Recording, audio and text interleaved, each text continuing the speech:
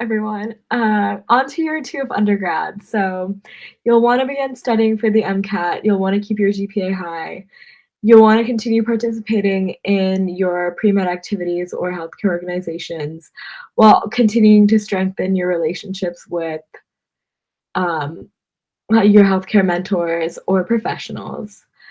The summer after year 2 of your undergraduate, you'll also want to pursue some internship activities or work experience, which will give you experience to parlay into your third year and to speak to in med school applications, which will be coming up. And of course, that summer, you'll also want to continue to study for the MCAT.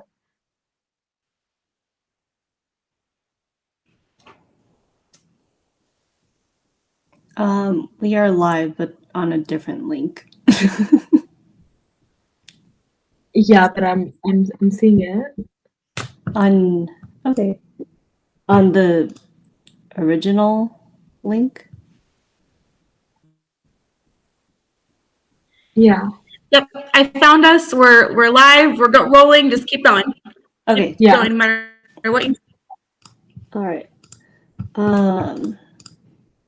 So for year 3, this is kind of your important year of your undergraduate. So this is when you want to start planning for medical schools by talking to your pre-health advisor, thinking about what kind of things you want to add on your application, making a list of medical schools that you're interested in. That is probably one of the most important things that you can start early on.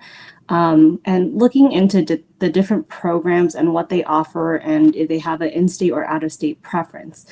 Obviously, the MCAT is probably the bane of everyone's existence, but it is something that is required for all medical schools.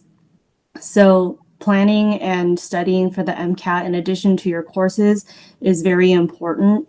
I personally recommend taking a course just to help guide you through the process and help you figure out where to start studying. And then beginning to write your personal statement is a great idea just because most people don't really realize until it's kind of too late. But medical school does take 1 year to apply, which is a very long time. But the process of sending in your application and then going through the interview is between May to April. And then you'll start school the following year in June if you're accepted. And then again, continuing to fill in all the gaps that you may be missing on your application is really important. So adding on more research or volunteering, shadowing, all of those can help boost your resume. For the 4th year, this is kind of when you are already in the middle of applying. So by then you should have already submitted your application. So now you're just waiting for secondaries. For secondaries, I don't know if a lot of people know this, but it's almost like a game. So you do want to send back your secondaries as soon as they send you your secondaries. So how do you do this? You have to pre-write them. So usually they'll give you somewhere between 1 week to 1 month. You don't want to wait 1 month just because that is the deadline. As soon as you get your secondaries in, they will start reviewing it and it shows them that you're interested. So the sooner you get that back, the more interested it makes you seem. For interviews, most interviews start from September and they go all the way even past February until April. So when I was applying, the motto really was, it's not over until it's over, because your acceptances can come even as late as July, maybe sometimes August, depending on what school. So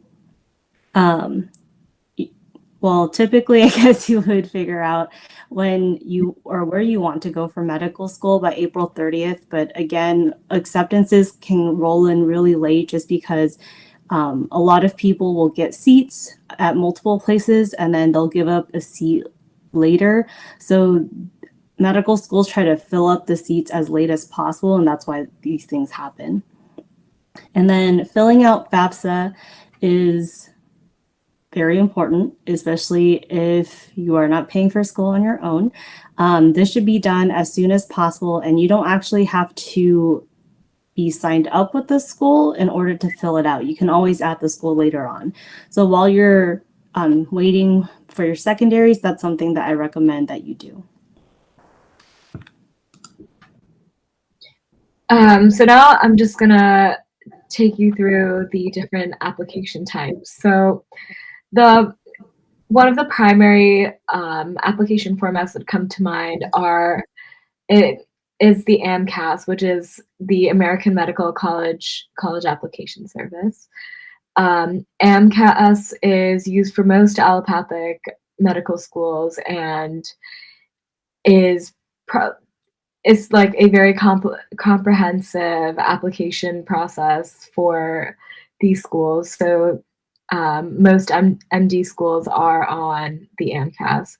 There's also the American Association of College and Osteopathic Medicine's application service, which is abbreviated as the AACOMAS. These are more for osteopathic medical schools, so DO programs and such would be on this app. Then finally, there is the Texas Medical and Dental School Application Service, TMD-SAS.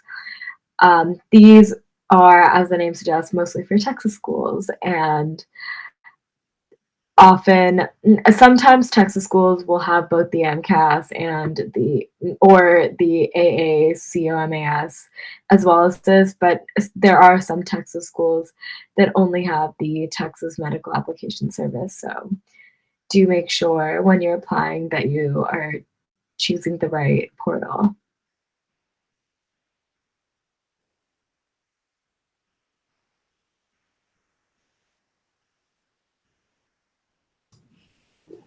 So this is a rough outline of when med schools or the med school portals open. AMCAS, typically you can start looking at it in May, but you won't apply until the beginning of June. With COVID, sometimes this does change, but generally you want to submit this as soon as possible. For ACOMAS, which is the DO one, that one does open in May, and so it is a month earlier than AMCAS. So that one, again, everything is rolling admissions, so everything you want to submit it as early as possible. For Texas, they also open in May. And then one thing to realize is that once you submit it, it doesn't automatically go to the school. It actually gets reviewed first by the portals like AMCAS, ACOMAS, TMD-SAS. They will all review it, and that usually takes a month. And that's why you want to submit everything as soon as possible. Going off of that, there is also quite a lengthy process before you're actually accepted. I guess that's something that a lot of people don't know. So as Darlene said, there are it takes quite a long time for the application system itself to screen you, review you before passing you on to the med school. Med schools will take time to review. And even after that, there are still like background checks to be completed and paperwork you'll have to do for that virtually. So it's really, really important that you make sure you get a real move on in the beginning so that you're not procrastinating at the last minute and then you have a whole mound of paperwork to do at the last minute. That's very true.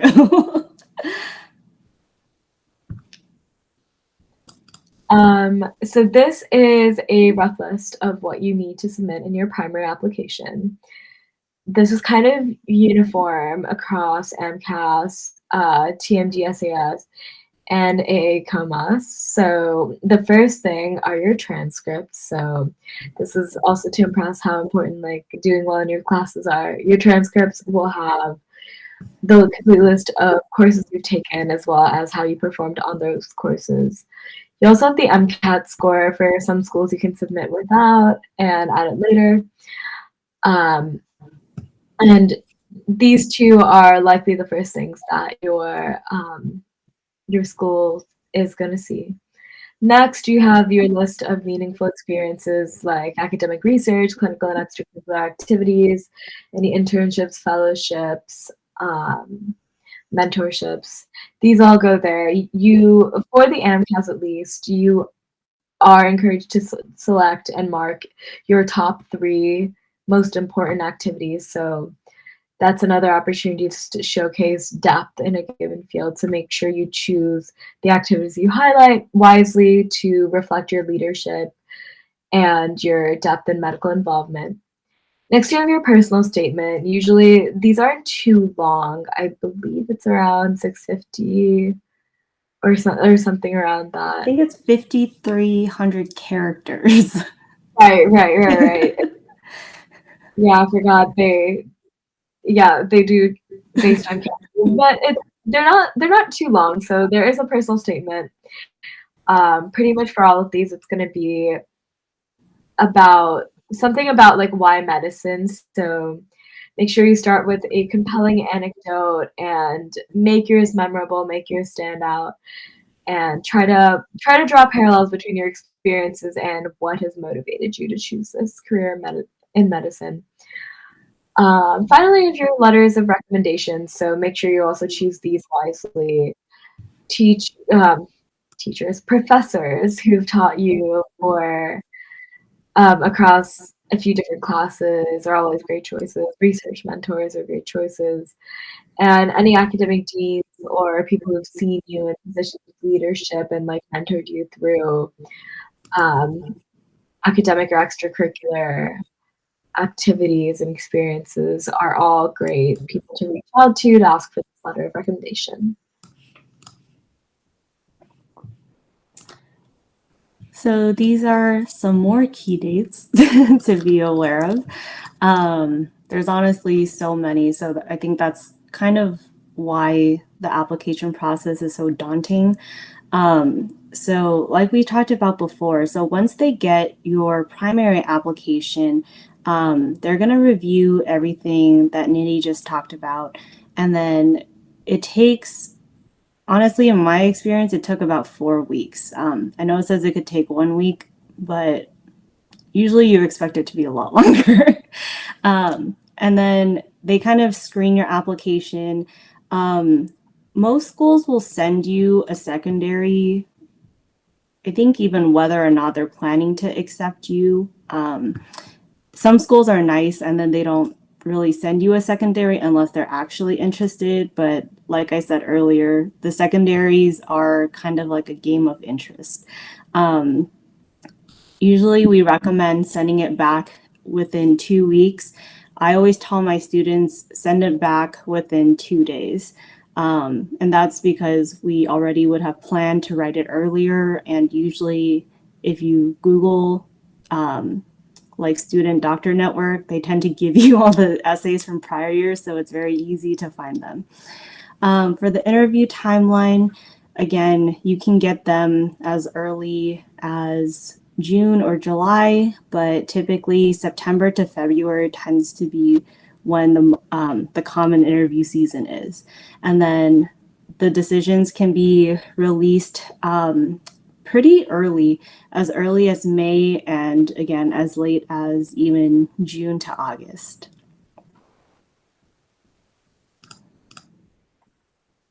So this slide is basically to give you some ideas on how to start building your medical resume early.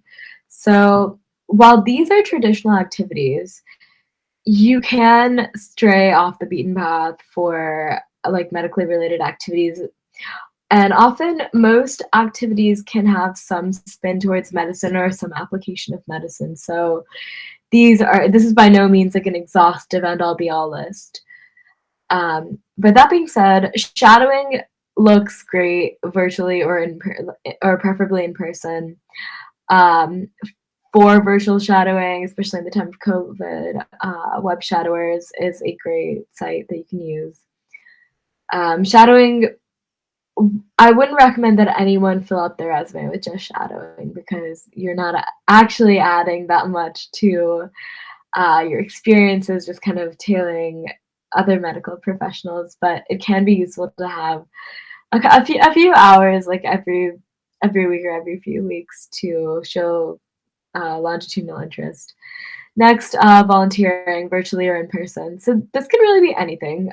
Find what you are interested in, what you are into regarding volunteering experiences. So everything from advocacy to more direct outreach to translating in a hospital setting. Any of this can be volunteering. Some of the examples we have are tutoring, volunteering within a clinical setting, so hospital volunteering. These are getting harder to come by, like especially for high school students. But I think for med schoolers or like pre-medical college students, there is still an ability for these positions to be found. You can work in a clinic or hospital, not necessarily like in the setting of like medical volunteering, but kind of like a volunteer reception position or something like that. Also, clinical experiences as I guess we can segue into that. So, virtual medical scribing is a great way to get involved. Again, working in a clinic or hospital, EMT, whether this is volunteer or as a job or you're part of like a first aid squad on your campus, is a great way to show tangible interest and like go get trained and have a tangible skill set to show on your medical resume.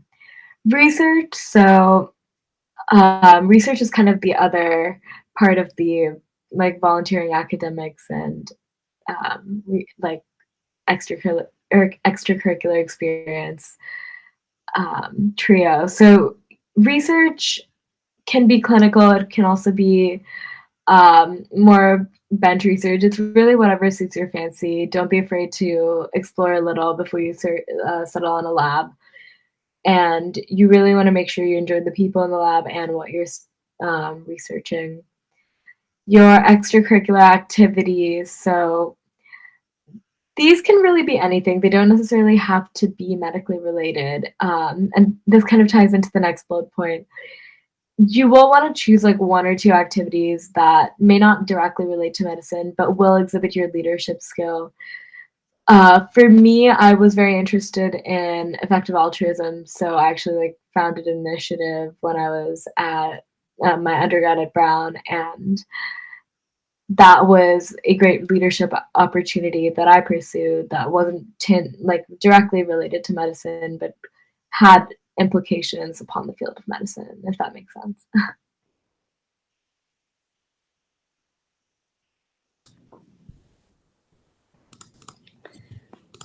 So, in the time of COVID, I was actually kind of surprised by this, but I feel like I shouldn't be. But the number of applications increased by almost 20%. I think a lot of people call this the Fauci effect, but just in a time of uncertainty, and this is not just like during COVID, it's really in any time of like recession, any time of any sort of job uncertainty, you will see an increase in medical school applications because healthcare will always be around. Obviously, there is always going to be a need for it. So people view this as more of a stable job, and that's kind of one of the main motivators of why people decide to apply to medicine. Right now, I think a lot of schools are staying with virtual interviews, and that's kind of nice. Like Texas A&M is increasing the number of interviews that they're giving. I don't know if that necessarily translates into more seats. That is possible.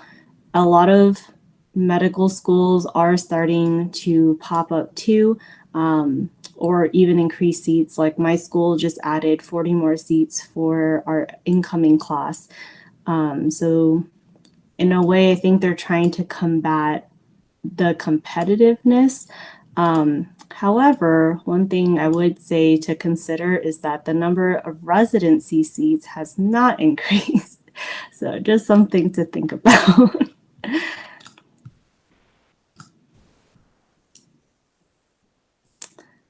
All right.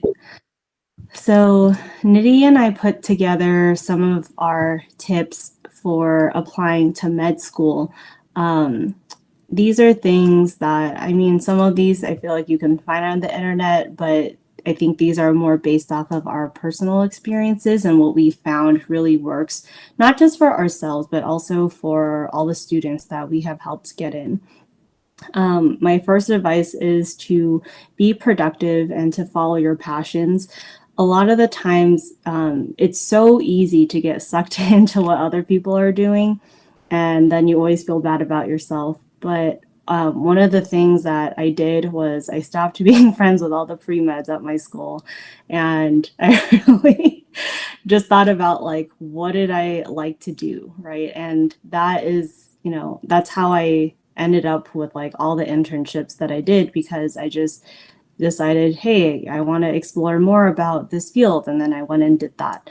So a lot of the times people will try to compete with you or make you feel like you're not doing enough. And, you know, if that's really the case, I would say find some better friends. Networking is probably the most important piece of advice I was ever given as a pre-medical student, and not enough people give this advice. Finding good mentors is very, very important and can really shape where you go in your career. You know, some mentors may not actually be mentors, they're like mentors in disguise, right? These are the people who tell you, hey, I don't think you're actually good enough for medical school, or you'll never be able to do like, you know, you'll never be able to get a publication. Those are not really the type of people that you want to be networking with, right? You want to network with people who are willing to help you, give good advice, encourage you, and you never know who you will meet. And honestly, I think from high school, everything that I've gotten was mostly through networking. So when I was in high school, I was on my student government, and that's actually how I ended up in my research internship at a prestigious research institution, because my advisor in high school was actually fraternity brothers with my future research supervisor. So as soon as they saw that name on my application, of course, the research supervisor called my my old advisor and asked about me.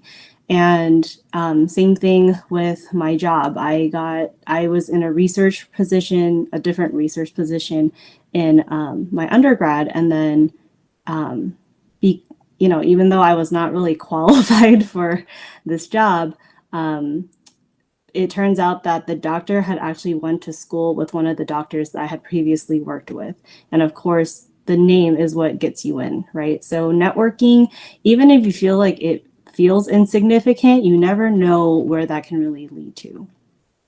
Gaining as much clinical experience as possible. So Nidhi just talked about this in the earlier slide, and this is something that I think is really important. For BSMD, I think research is very important, but when you're applying traditionally, what I have seen is that clinical experience is more important.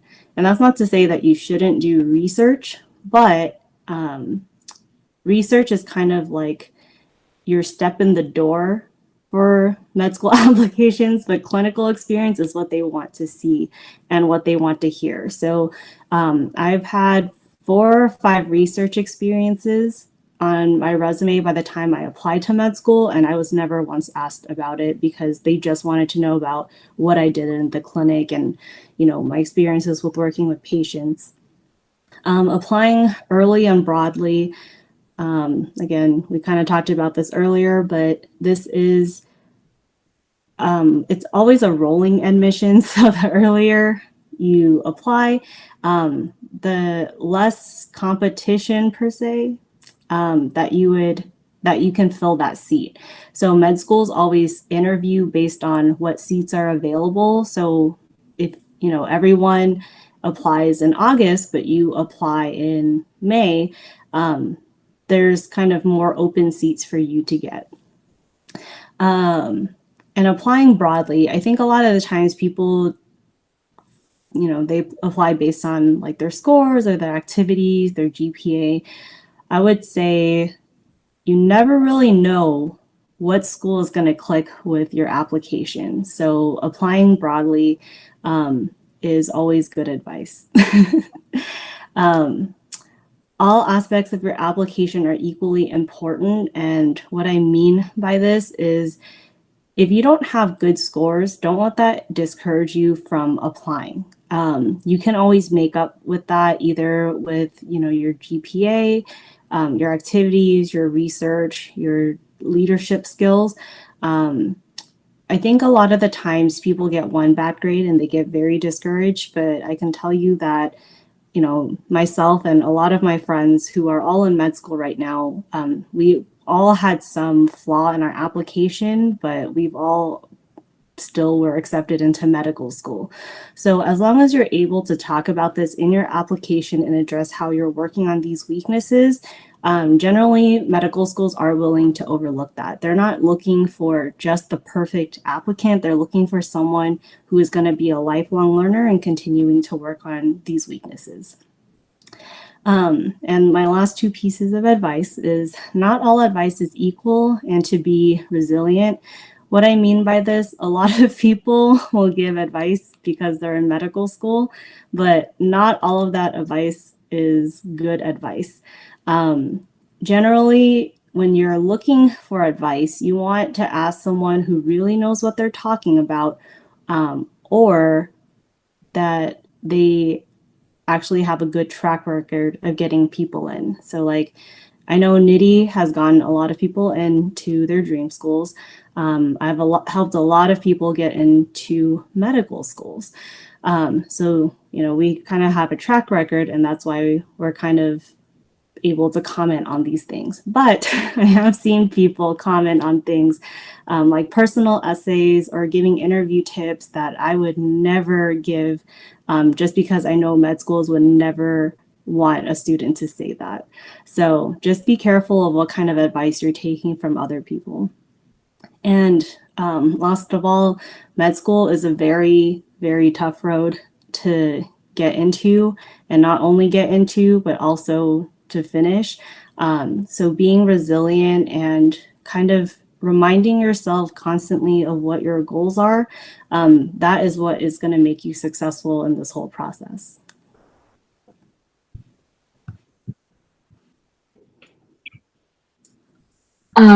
Next, we have my tip. So I couldn't agree more with everything that Darlene just said. So definitely my number one thing is to never compete, and don't be afraid to stray off the traditional pre-med path, because if you're on a traditional pre-med path, a lot of the time you're not going to have any experiences that set you apart. So if those around you, whether when applying to BSMD programs or later applying to med school, are making you feel like you're not enough or you're not doing enough, then take it with a grain of salt, distance yourself academically.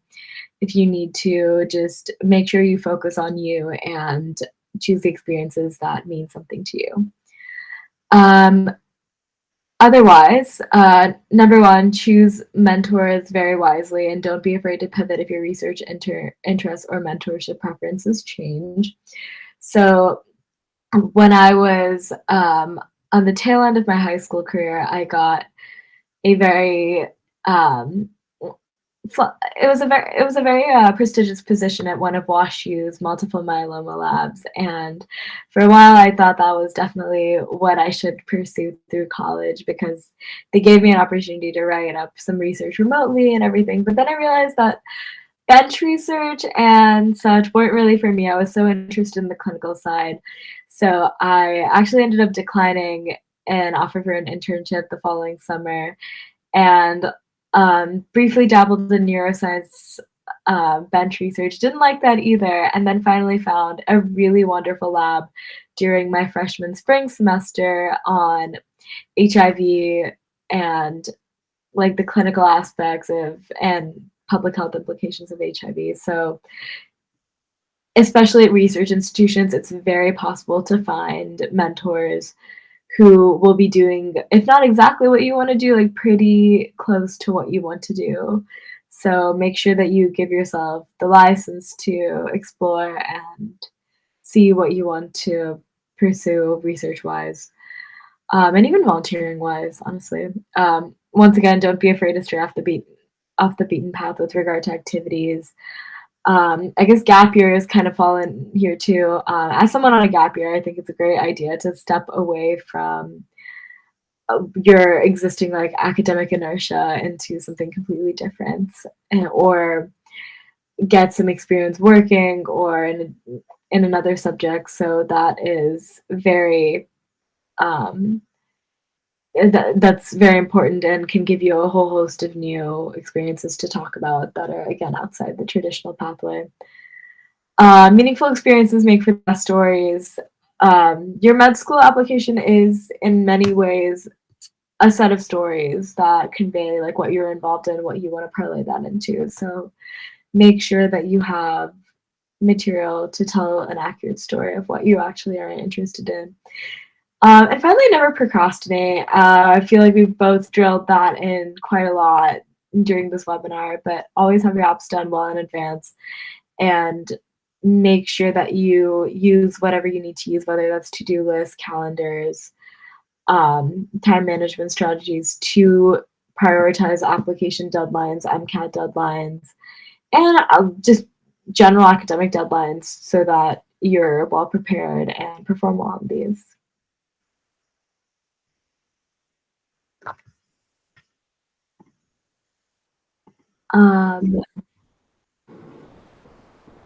Yeah, here we have some information on us and what we can help with. So everything from essay writing to interview prep to med school selection.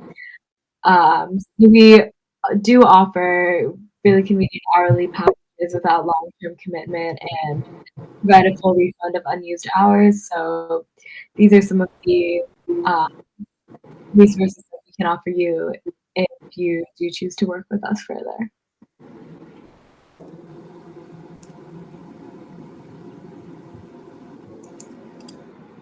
Right. Should we take some, or we have 2 questions.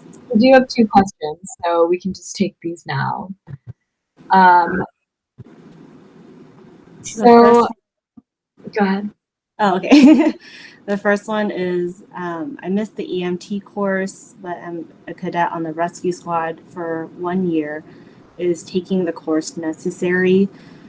I personally never did an EMT course, but I know a lot of people who did and really loved it. So I guess it just depends on if you want to do that or not. I will say I went through the medical assisting route, and I don't know why more people don't recommend it, just because it was literally paid shadowing. So that was probably one of the best experiences I've ever had. And obviously, in some states, you don't actually have to get a certification. You can actually start right away. So if you are in one of those states and you're worried about getting your clinical experience, that's something that I would look into unless you absolutely love EMT and that's something that you do want to pursue. Yeah, I'd also agree. I think I'm not sure from your profile if you're a high school student or a like university student, but I don't think it's necessarily like necessary that you take the EMT course because a lot of these like rescue cadets, like first responder training, a lot of them are like weighted somewhat similarly. EMT is a big name certification, so it just really matters if you're that interested in like emergency medical services and that sort of thing. But overall, I think you found something that's kind of like commensurate to like what EMT would be. So I think you're good to go on pursuing that. You don't necessarily have to take the course. We have our next question. My nephew just got into Sophie Davis's program in Yale. If he wants to become a doctor, isn't Sophie Davis program better to attend? Yale packages, it seems that Yale's financial center. I think it's trying to say that Yale didn't give a lot of money. Okay. If I'm understanding the question correctly, personally, well, for residency, sometimes the name can help you. So that's just something that you, like, your nephew should consider. Money is always like a huge factor of med school that people don't really think about just because they're so focused on trying to get in. If your nephew wants to go for something competitive, even then, I don't necessarily think it's better to pay more money, but the name can help in certain aspects. I would look more for like what opportunities each school has to offer, how easy it is to get like publications or mentorships. Those things I would argue would be worth the money, even if it costs more. Because those things can actually help you get into a better residency. And, you know, let's say you get into like, I don't know, ortho surgery and you make $500,000 a year, you can very easily pay that back. But we're also not financial advisors, so take that with a grain of salt. Yeah. The Sophie Davis program, I'm pretty sure I do admit that's one program that I'm not like as familiar with. It's a lesser known program for sure. I do believe it comes with some caveats, like you have to serve a certain population for a given amount of time or something like that. But if it helps in the application process, or if he's not a great test taker or wants to take the pressure off, yes, Sophie Davis is good. If he is after potentially a prestigious med school or something like that, Yale, the name will count because, especially from very competitive undergrads, people often have an easier time if they perform pretty well. They have an easier time getting into med, provided they keep their grade scores up. It's really on what he right. So sorry, I'm just seeing the live comments that the viewer posted. So Sophie Davis is a BSMD program. And then Yale would be undergrad. Yale doesn't have an affiliate BSMD program. Yale, the name would be stronger to get into a better med school or more prestigious med school. And usually graduates from Yale who perform well will get into a med school almost certainly. Sophie Davis, there are some caveats for the program. Make sure that you fit those caveats and you're willing to go through that. But it really depends on the financial situation and what he's looking for out of a med program and an undergrad experience. We also have a third question. Between the option to work with a psychiatrist next summer or do a competitive research program, which do you suggest? I think, I would honestly say the competitive research program. It depends on which one it is. If there's opportunities to like part-time work, also not sure what the work with the psychiatrist is, if it's like volunteering or shadowing or actual research. If you have an opportunity to do both, or like be more flexible with the psychiatry work while still pursuing competitive research program, I would do both. But between the two, the way you're describing it, it sounds like competitive research program might look better as it is competitive. Yeah, that was my advice too. If it's just shadowing, I don't think it's worth it, to be honest, versus the competitive research. But if you get to do more and actually interact with patients, and I don't mean like scribing, I mean like actually talking to the patients, like doing intake or something, then I would say that would be something to consider for the psychiatrist. But like Nidhi said, I would definitely try to do both if possible.